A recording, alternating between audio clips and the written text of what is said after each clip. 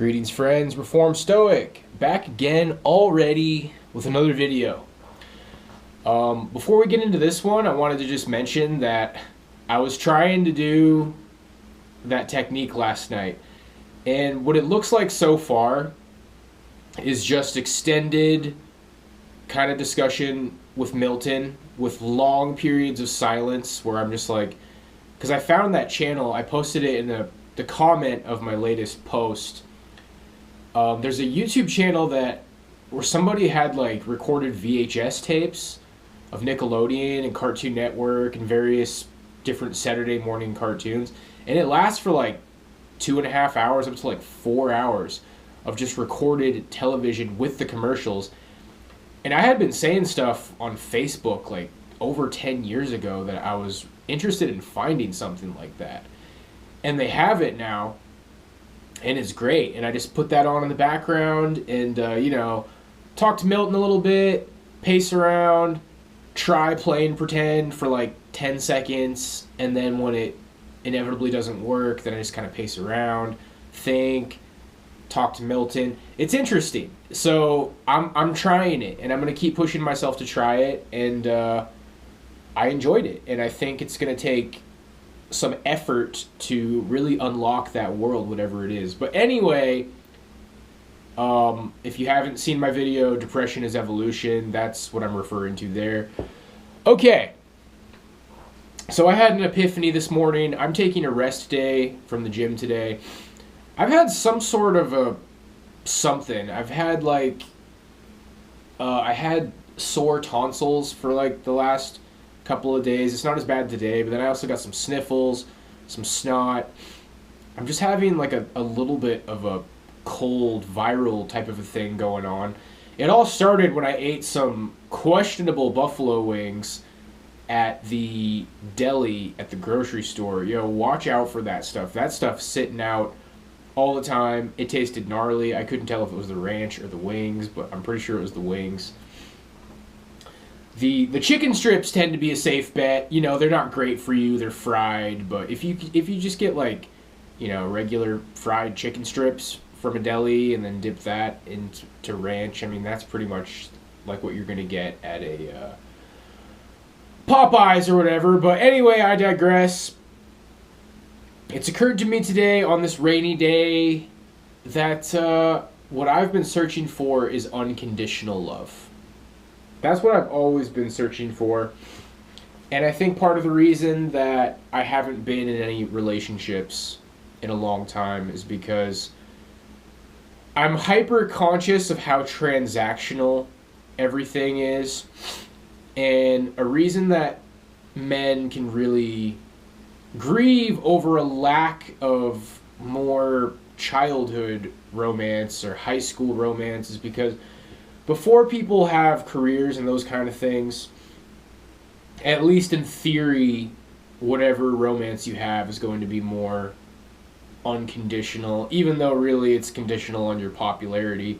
And that's what a lot of more adult relationships are as well. Just, I have a desire for somebody to just love me for who I am, for them to see something about me that they like and want to be with me because of how I am, not because of status or me being good looking or money that I can provide or any of that kind of stuff. And I even think all these aspects of my life, not really having an income or working or making money or really being able to provide anything, I think unconsciously I've created a scenario where if anybody's going to love me, it's going to have to be unconditional. Now, true unconditional love, I mean, there's no conditions that can change somebody's love for you. It's supposed to come from your parents. But what happens when you have narcissistic parents is their love ends up being conditional on you helping to cover up their abuse and not being a truth teller in an abusive family system. So ultimately what happens when you have a narcissistic family is you don't have unconditional love that most people have. So I've been deprived of unconditional love in my life. I have a recording of my mom threatening to cut me out of her life if I post the recording of her being a narcissistic lunatic, and she does that every time that I reveal I'm recording her narcissistic lunacy. And so it's very evident that, that love is very conditional. And I think what I'm finding is I'm just kind of making this reduction that conditional love isn't even really love. Like, the definition of love for me is unconditional. It's redundant, basically. To say that love is unconditional is redundant because true love is unconditional. And part of what's going to help me be okay with my lack of relationships, and I think a lot of the relationships that I didn't have back in high school was because I knew that they would be temporary. And if they weren't temporary, then I would have ended up with somebody from my hometown, and I probably would have had a much less interesting life. Now, these aren't really like easy things to accept. It's not like, oh, I've transcended all of my regret. It's getting in that direction. I'm at least able to put things together logically. I think logic is very important to me. Once I can make a logical argument for why things in my life are the way they are, that really helps me move towards accepting things the way they are. So, and this is part of when people out there say that enlightenment can basically make you useless to the world, which is why the world has constructed these systems that keep people from becoming enlightened, because it's a lot easier to monetize you and use you as a tool when you're unenlightened. Because I believe that the individual who treads the path toward enlightenment is like, why would I want to serve this system? Why would I want to obey someone who offers nothing but threats? Like, oh, well, if you don't do what society tells you to do, then you're going to end up scared and alone, lonely, anxious, shamed, and cast aside. If you don't do these things, you're not going to be able to obtain love. It's conditional for you to have love that you obey societal norms. It's conditional that you don't be a truth teller or a whistleblower, because you will be attacked and shamed and cast out, and you will not be able to obtain love. And I think taking this kind of thinking to its logical conclusion is God's love is conditional. That, it depends what denomination you follow. Ultimately, you'll hear you get Protestants accusing Catholics and Orthodox of being Gnostics, and then you get Catholics and Orthodox accusing Protestants of being Gnostics. I think it's much more true that the Protestants are more in line with occultism. Protestantism is in line with more freedom, less submission to an establishment. And, it's confusing because I kind of go back and forth. I tell people that I respect the system of traditions in the Orthodox and Catholic Church, and I still believe that, but ultimately the sola scriptura, salvation by faith in Christ alone, is really more in line with what I believe. And I challenge people to this day who see me kind of falling into this Gnostic worldview again. It's like, well, I have faith in Jesus Christ. I accept Jesus Christ as my Lord and Savior. I just, see some things differently. I have taken part in sola scriptura, and I have come to some conclusions. And it's all in line with salvation by faith only, And when people try to add things like, oh, well, you have to believe this, you have to believe that, well, I have faith in Jesus Christ, and that in and of itself is supposed to be sufficient. So more or less, I am a Protestant. And there's going to be a lot of people who maybe want to challenge that. Probably not, because there's really not that many people here. If the right people were here, they'd want to challenge that. And I'm not going to say, it's like really important to me to prove that to everybody, but it's an interesting train of thought. So, yeah, trying to rewind and figure out how I went off on that tangent.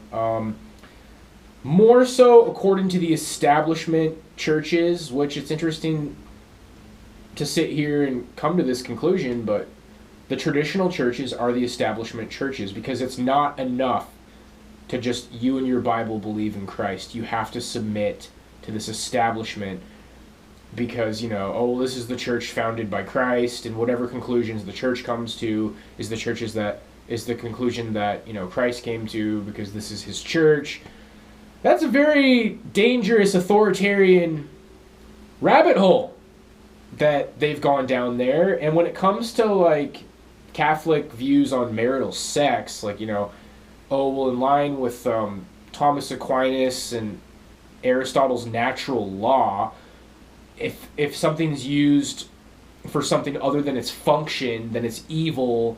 So the church has decided, like, it's evil for your wife to give you a blowjob. It's evil to use contraception. It's evil to have sex just for pleasure because it's designed to have children. And, I think in kind of a twisted way, there's something useful about that. I mean, in the modern world where women have been liberated, let's not get too crazy there, because, it's conditional that I'm allowed to have videos on YouTube based off of what I say about that. YouTube's only going to love me if I shut up about certain things. And the way they love me is allowing me to have videos on their platform. But basically, because of the liberated modern world and the liberation of women's sexuality, there are some benefits to them basically being forced to submit to the church's prudent rules on sex, but then the men are also forced to submit to that. But yeah, that's part of where Catholicism started to kind of fall apart for me, is like, Jesus didn't say that. The Bible doesn't really say that. And then you always get Catholics arrogantly saying, well, it's not just about the Bible, it's about the traditions of the church, and the church has the authority. And yeah, and for anybody who's like, we don't really care about these rants about theology, as someone who was an occultist and then got into theology heavily for 7 years or so, and identifies as a philosopher and thinks that this channel is philosophical, it's highly relevant, okay? United States, and I had that video 4 or 5 videos back, one of my more successful videos as of recent, about, maybe I'll have to post it in the description. I went off on a big rant about the origins of the United States and how it started out as Protestant and how it kind of seems like maybe the Catholic Church dug its way in and tried to retake control. I can't remember what that video was called. But from a philosophical perspective, this is highly relevant. The United States had foundations in Protestantism, and Protestantism is related to freedom and liberty, and I would say the Enlightenment. And when you get in this back and forth battle, like, oh, really, Catholics were behind the Enlightenment, or Protestants were behind the Enlightenment, I would say the Protestants are behind the Enlightenment. I would say that if one of the faiths is going to be labeled occult, it would be the Protestants, and I'm to a point where it's like, and I think that's a good thing, because I think I'm kind of like an occult Christian, and I think the United States maybe was headed in a good direction when it was Protestant and real liberal, but somehow they also managed to not open the Pandora's box of a certain half of the population being liberated. Okay, so this is quite the tangent that I've gone off on for unconditional love. The entire Pandora's box for that tangent was that, according to the traditional churches, it's conditional for you to not be tortured for all eternity that you submit to the church establishment. Okay, that's that. Those kind of tangents just don't usually end with like a storybook ending, and everybody was happy, and my point is very clear. The end. They just have to kind of die. So we can go back to the topic of the video. And if you're wondering what I'm doing when my face gets close to the camera, I'm looking at the time. This is just how my channel works, bro. I want unconditional love. And I believe it's unconditional love that I was deprived of growing up, because narcissistic parents are not capable of giving true unconditional love. So on some level, I believe that I've never experienced unconditional love. And this is part of my quest. I want a girl, and it's like, there does have to be a spark. There does have to be chemistry. But, it's like, yeah, she likes me for me, and part of me is the way I look. And, I work out, and I do what I can to stay in shape. But a girl who just observes me, and she's probably going to have an opportunity to observe my personality, which, guys, trying to help you on your quest to find a real, unconditional, loving relationship, you're going to have to reveal your personality. You're going to have to be in a situation where women are hearing you talk, and they're hearing your ideas, and they're observing who you are. And I think part of the struggle of the modern world is men find themselves in situations where all there is a cold approach, and that's not going to be able to reveal much about yourself other than that you want to have sex with this girl that you've approached.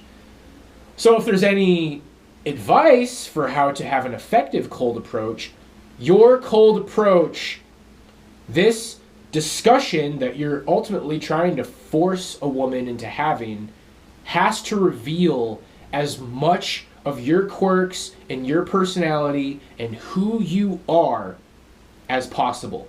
And if you observe television and movies, not that that's the end-all be-all of how things should be, you'll find that these kind of rom-coms where a man starts a conversation with a woman, it's outside of the box. It's revealing elements of his personality. And the goal is to get them to go on a date. And I've decided that whatever date that I'm going to have, which is going to be the first date I've been on in a very, very long time, it's going to be really low key. There's all these guys out there trying to put out these rules. It has to be dinner. It's beta. If it's lunch, it has to be sexy and dinner and fancy because that means something. And for me, first date is going to be lunch. And it's going to be like, I don't know, you want to go to like coffee or lunch? And then I imagine she's like, well, which is it, coffee or lunch? It's like, we can go somewhere that has coffee and has lunch, and we can have whichever one we prefer. I don't know. I guess let me know if that's a terrible line, because that's kind of been cemented in my mind for a long time that that's what I'm going to say. Maybe it's cringe. But for me, it's important that it's low-key, quirky, local coffee shop. Maybe have like a small sandwich. I don't even drink coffee outside of my cup of coffee in the morning. So low-key, non-threatening, good atmosphere, lunch, because the emphasis is conversation. So I guess the blueprint that I've created logically to cold approach is you have to reveal enough of your personality in your cold approach. You have to say things that are interesting enough for a girl to say, this guy seems like he's the kind of guy that I would click with. And it's enough for her to say, okay, I will go to have lunch with you at a non-threatening place so we can continue having discussion and seeing if we click. So there's another tangent, but I find it's highly relevant because I believe the path that is going to guide me out of my exodus of loneliness and isolation for a very long time is knowing what I want. And what I want is a girl who just enjoys my company. And something that's kind of like a meeting of worlds, because, you know, if I say anything about like, oh, you know, society needs to be traditional again, that pisses women off. But here's something where I think we can kind of like compromise with modern women, is it's like the way that things used to be is that the marriage came before the career. And something that I believe has been kind of weeded out of cultural zeitgeist, this is something that you used to see in movies, is a girl who's with a guy, and it tended to be like a girl with an older guy. So let's say a girl who's like, just to not make things weird, she's 18, she's a senior in high school, and she's dating a guy who's like 23, and the dad comes out with the shotgun. It's like, I told you, I don't want you to date losers. It's like, he says he's going to get a job, Dad. You know, like, it's the relationship where all there is physical attraction and chemistry and clicking. And the dad doesn't like the guy because he's not stable. And then the daughter assures the dad, he said he's going to get a job. He's looking for work, Dad. He's looking for work. He promised me that he's going to get a career. And now people will try to gaslight you and act like this was never even a thing. But what this means is that this man and this woman, or this girl and this young man, had chemistry. They just like each other. She likes him for him. And he is going to make an effort to become financially stable. So for me, it's like, if I met a girl and we clicked and we actually had the real deal going on, and then I'm like, look, I'm this kind of bum philosopher. I got a situation going where I'm staying afloat and I don't really do very much. This is who I am. And she's like, well, I like you for who you are. I unconditionally connect with who you are, and we've developed a real relationship, not based off of status, not based off of your ability to provide. You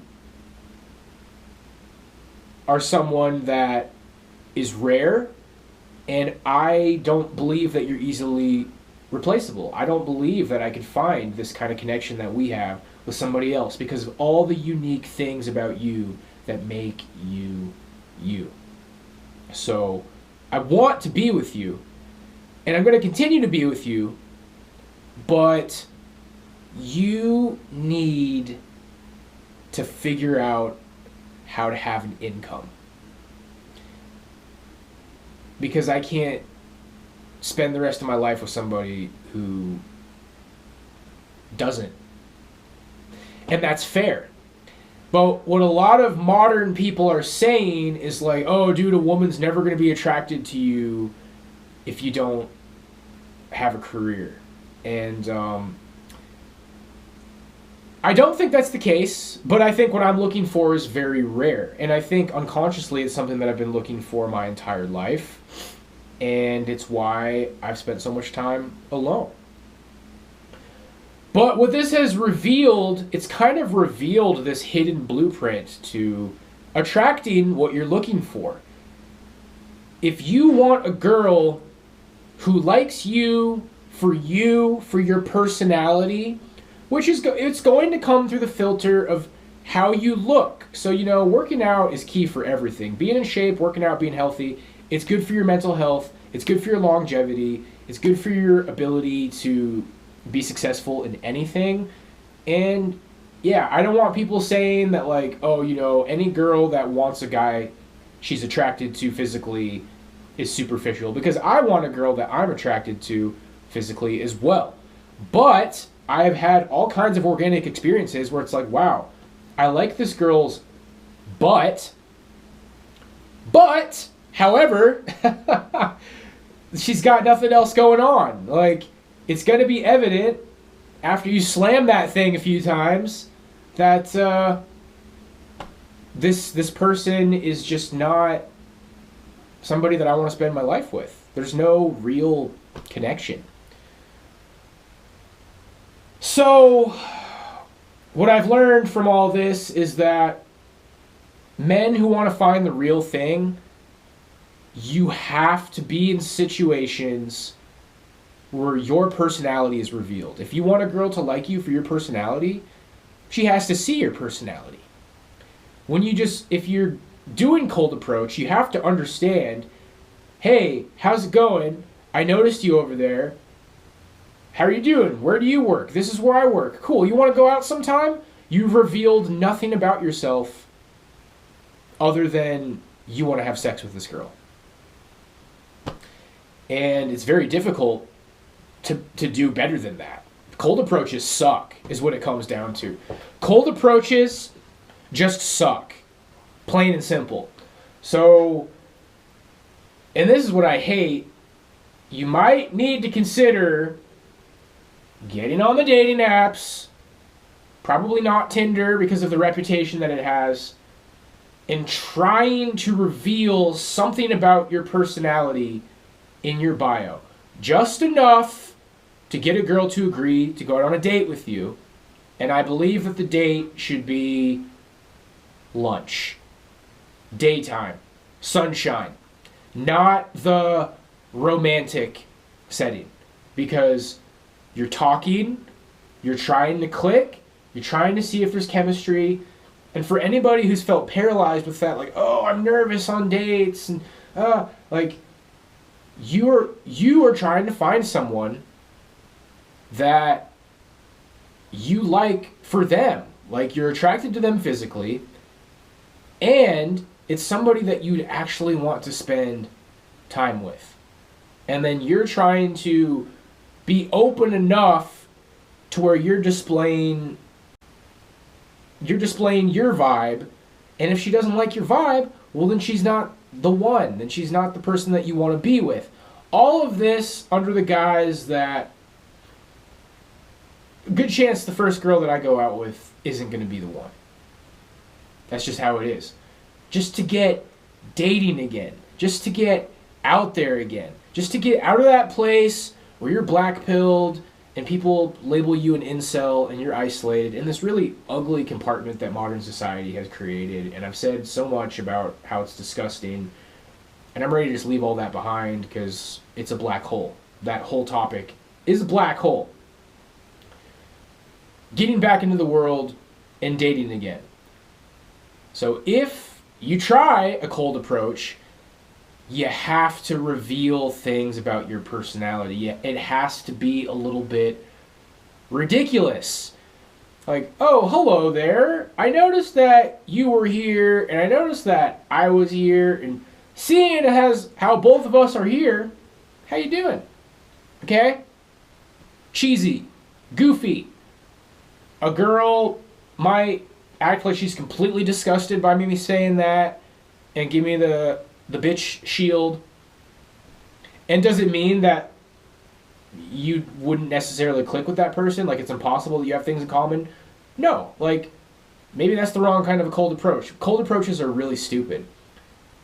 The thing about men regretting not doing better in high school is you were in social situations in high school.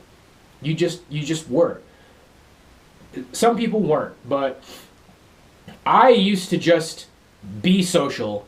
It just happened on its own, and women were able to see who I was. Now, I was undeveloped, and sometimes I wasn't portraying myself the way I should have been.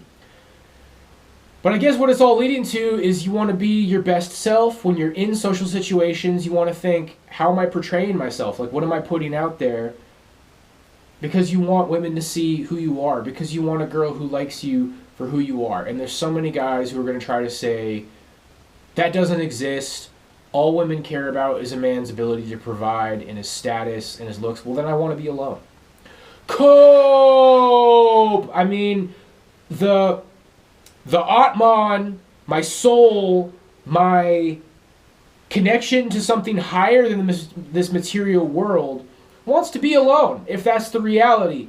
My ooga booga dick material body, the wax simulacra, yeah, for that thing it's cope, but I know logically that I want to leave that thing behind. And for the record, for whoever's keeping score, I haven't cranked it yet today, and I'm thinking I'm trying to keep that going. We'll see how far that goes. Who knows? I might crank it right after this video goes, dude. You might see my hand like approaching my crotch like while I turn the video off. No, just kidding.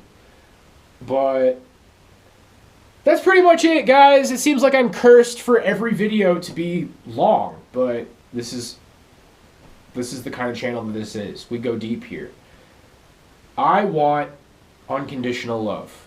On some level, I believe that I've never had it.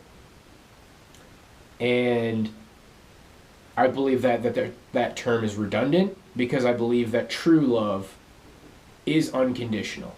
Now, it's conditional on your ability to reveal your true self to a woman.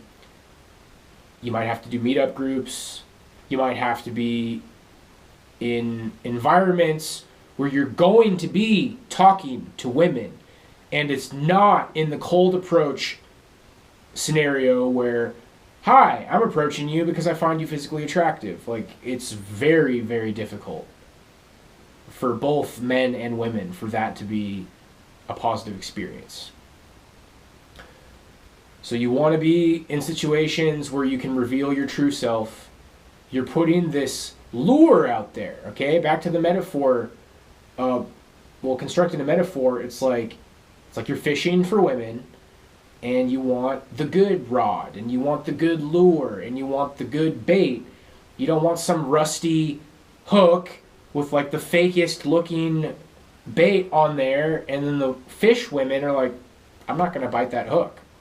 That looks like a rusty thing that's going to drag me onto a boat and ruin me. You want the fancy Fishmaster 5000 with the best bait, and that's you being your best self and understanding, I want a girl to like my personality. I put my personality out there. You want to be in the environments where that can happen. If you're going to be a cold approach guy, you need your cold approach to have as much personality as possible. You're showing a girl your aura. It's like, hey, this is a little bit of who I am. I talked in this goofy way. I was like, hey, you're here and I'm here, so I figured out, how are you doing? I mean, that's probably not a very good line, but I'm just trying to help you understand, guys. I think this has kind of just been revealed to me through this, what I believe to be a very logical thought process that I'm having. And the struggle that I'm having is like, you know what, bro? You've basically been rotting away alone for over 10 years. How can I live with that? How can I be okay with that? Because nothing around was good enough for me. And, you know, maybe in the sea of people at UNLV, there was some girls that I should have been able to click with, but I was underdeveloped and I wasn't handling things right. But I can live with that. I can live with that. I'm searching for something rare. I believe that I am a spiritually ascending being. Rather than saying you're enlightened, you're ascending. You're on the way towards something higher. I need someone who's like that. And as far as friendships and other connections, I need people that are like that. And that's what it is, guys. So that is on unconditional love. It's the only love that's good enough for me. So all this talk, like, oh, you know, women don't like you because you're not good looking enough, or you're not high status enough, or you don't make enough money. I don't want that. That's not That's not good enough for me.